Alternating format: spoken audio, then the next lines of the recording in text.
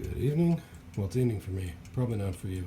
I'm not sure how the audio is going to be on this one. I'm just running through a quick video here, partly for my own purposes to show off what I had and try to remember these 2-3 years from now, and also just to kind of catalog the stuff that I'm doing here. And so if you're interested, that just gives more people the chance to find my page and see the kind of stuff I'm sending out. All of these, all 5 that you see here, going out to the same guy. I've been working on this for about 4 months, getting together different styles of meters and ones that take different combinations of coin and amount of time. So this one over here is one that I have only seen once. This is the only one I found.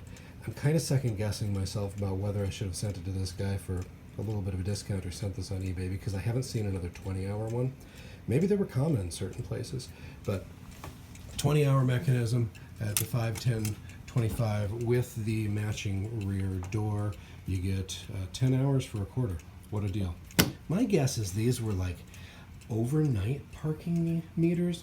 Basically, you get home from work, you got to plug it for more than 10 hours, and then you take off in the morning, and then don't enforce them on weekends or something. But I'm not sure where exactly these were used. I put 2 hours on a little while ago, so it's almost run all the way down. But real nice meter, in good shape. Has the case on the back, and of course that means it's got a different clock plate. There needs to be this little slot here, and then it fits in up there. No, I'll take this back. And fits in there, kind of a weatherproofing thing that they improved on later on with the Model 50. And then you see they just take these 2 brass screws and attach to the actual posts. I'll move this one around so you can see. So you're just attaching to the posts that were already there. So it was a pretty simple improvement on the part of Duncan Miller to just change the clock plate a little bit and give you some grooves that this stamped aluminum piece could fit into. One other thing they had to change, and I just noticed this tonight, is how the side looks. I'm going to grab another one here and put it next to it. To make that work, you'll notice that that aluminum piece sits right into that groove there, and that makes this flat where all of the flag assembly sits and everything, as opposed to this one over here that has that bump out. So if you've got one of those timing mechanisms that's got the bump out there, instead of it coming straight up and then attaching here to the arm like that, this is probably the older style, and this is going to be a newer style. So yeah, bump the camera there. Well, it's my phone. Let's be real. That's the 20-hour. Works like a dream. I've run it all the way down from 20 hours. I have not checked the accuracy on it, because there's no way I'm going to even try to tune that up if it's not right. Flags aren't great, but cool. Another thing that's different about this, let's compare it to the 10-hour over here. So we've got a 10 and a 20-hour right there, and they've got the same clocks. If we turn them over here, so you got the same clocks on them. A lot of things very similar here, but, and I found this real interesting.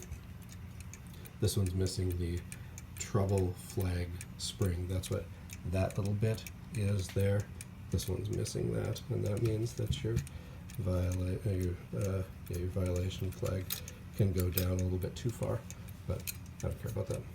So we'll flip this back around, and I guess we can see in from here. This is the normal configuration of the Powell springs, the coin transport mechanism, and the actual Powells themselves. And they use this one. Let's see if I have one that I can see in on. This one's a little better. So they use 2 springs, a V spring and a leaf spring that sits on top of the Powells there. This one's completely different. Also, as you can see, You can see in from the side on that one. I like that. But this coin transport mechanism just uses a spring right there. And it actually gives worse tension. When you wind this one, it doesn't give a nice smooth click. It's kind of chunky and it's stuck in there. And that, of course, means that there's a slightly different configuration of powels in there as well. I think the actual coin transport, the big blocky thing, I think that's the same. Yeah. And then this has one other thing that we can luckily see here, because I don't want to disassemble these. So on the 10-hour here, it's got the normal winding wheel with the teeth on it, and it's a piece of aluminum and there's nothing else in there. I don't really know what this thing does, and I would love for somebody in the comments, or my email will be in the description for the video, if you know how this thing works. I've had it apart once and it was scary as heck because I couldn't figure out how to put it back together. You see that thing there? It kind of, okay, let's put this down. I'm going to zoom in and try to show this off. So we'll tip this up a little. See how it moves around the axle? It moves all the way around. It has this little spring mechanism you can see right there that is held in place by a nut. And when you take that nut out, the spring starts to move and gets out of position, and then you can't get that thing back in. It's a very delicate operation. I took it off once and I said, you know what? I don't want to screw this thing up. It's the only one I have. Put it right back together. Never got any further in it. I was very interested to see, with the same clock, what appears to be the same clock. Because I know you can get a 12-hour clock, but these looked to be the same when I was looking at the sizes of the wheels. Might be wrong on that. That it looked like it was just a difference in the configuration as far as 10-hour versus 20-hour. And maybe I'm wrong on that, but I wanted to get deeper into to understand exactly how that works. But that thing right there stopped me. If you've got one of those things, be warned, that can be a difficult thing to work past. So that's the 10 and the 20-hour I'm sending out. Both of them have matching backs. This one has a replacement lock on it, but this one over here, the 10-hour, has a nice beefy original lock on it. Takes a real thick key. It takes, let me show this thing, this Illinois Lock Company Duo here. Yeah, it's not the normal Illinois that I normally see on these. So this one, sending out a 60-minute, 5-cent token slot Duncan Miller. It had this weird gasket on it. So this thing was on the front, and you can see it's kind of molded itself from being there for so long. But that was originally on there, so I'm sending it with it. The internals are all kind of what I would consider normal. I don't know if this is really well redone or just was never used, because you can see those flags. They're beautiful. No fading. The lettering on them, just perfect. And I don't think that this color on the clock plate is original. That looks spray painted to me. Looks like somebody's taken this all the way down and spray painted it. But the clock, super clean, beautiful clock. Got the smaller balance wheel. I feel like that means it's a later one. Well, I know it's a later one because this is 61, which is the latest I've seen in a Model 50. But has that smaller balance wheel as opposed to what I'm used to here on the old one, which is what I have more of, the bigger balance wheel. And you can see the difference with the hairspring in the front instead of... oh, this one's hairspring in the front. I've got another one that's hairspring in the back here somewhere. Must be the other ones. Yeah, the closed clocks. Those have hairspring in the back. But yeah, there's two different configurations right there. You look at the old Miller meter here. That, hairspring in the front. And this one here. This shows you how many different iterations of clock they had. If I get anything wrong, let me know. You know, different gearing than everything else, because this one's probably just a 4-hour, just says Duncan Miller on it. Springs are a bit different on this one as well. Remember, I noticed that when I first took it apart. So instead of the, that's violation, instead of the expired flag having, oh hey, that just popped up, having the spring go back and around like it does on other ones. Let's see. Like you see here, our spring on the expired flag goes down and around and then connects to a pip there.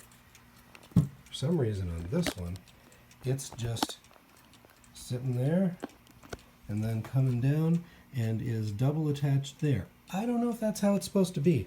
I think this might be a replacement here. I've got an original somewhere that I could put back on, but I don't even see the pip that's supposed to be on the inside there. Anyway, a little difference on that one. Oops, hit the phone again. As you can see, just a beautifully clean clock. I didn't have to clean this one at all. Some weird different cutouts on this one too. Wish I knew the story about all the different models of clock and everything, as far as when each one was introduced and all that. Learning as I go. There's always more to learn about these things, it seems.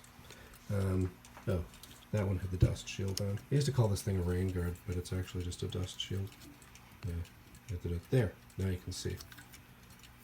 This will be much easier once my camera holder shows up. And my new phone, which has a much better camera, because this phone sucks. There's that. A normal 1.510 2-hour that's going out, which has a handle that doesn't want to sit straight. And I don't feel like taking that roll pin out and trying to figure out what's wrong. This was a nice clean one. Nothing really to report. 754 was the month and year. Balance wheel in the back. Oh yeah, that was one interesting thing. Brass lever. Most of the other ones that I look at have, oh well, that one's in terrible shape, needs some cleaning. But like this one had a silver lever. Most of the ones I've taken apart before have a silver lever. That's got a brass lever. Just shows you how many different little pieces, when you start looking at these really close, there are to them. But this is the one that I'm most used to working on, because my original bunch of timers that I got were a set of 8 that were all exactly the same as this. So they're fun to work on. Then the last one that's going, the one that I'm probably, I probably should have put this on individually, because it's an old millimeter, 1.5, as you can see. Missing that. I gotta go get one of those. I have one of those downstairs.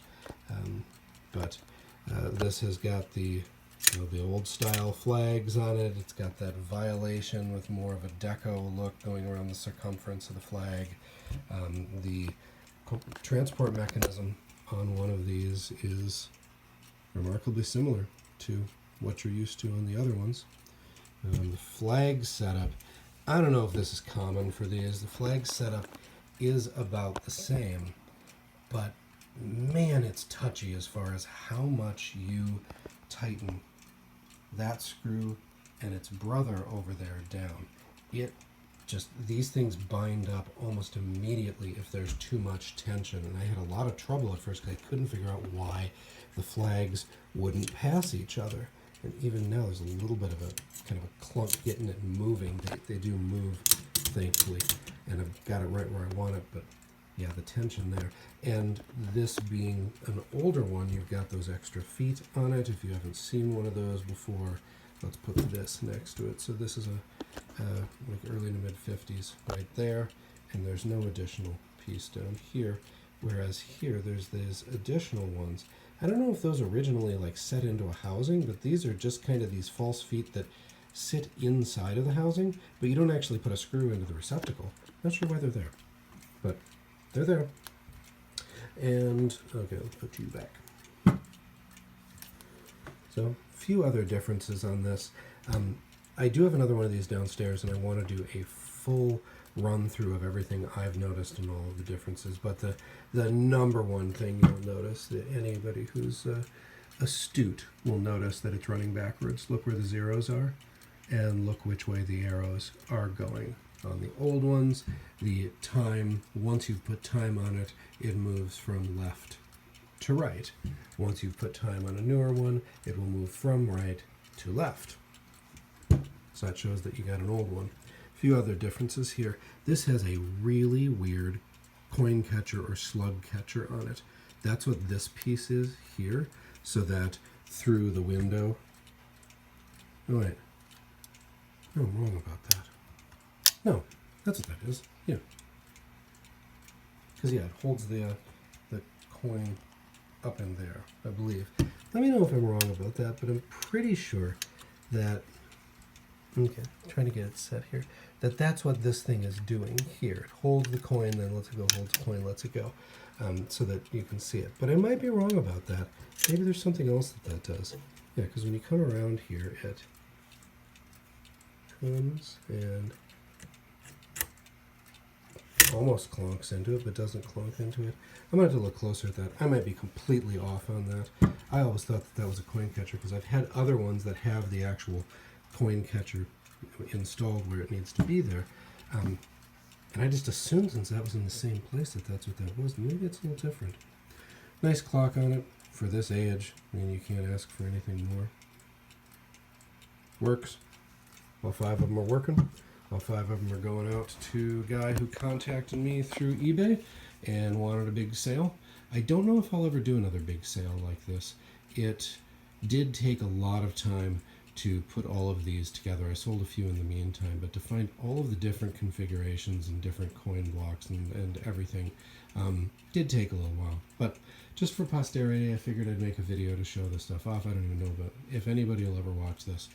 Contact me through the comments or through the description of the video if you have any questions about parts, just want to talk shop, or if you have anything to sell. I'm always looking for individual meters, boxes of parts, all of your spares, or lots of meters. If you've got a bunch of them that you want to get rid of, especially the old ones, that's what I'm looking for, and that's what's going to be on the channel from now on. Thanks.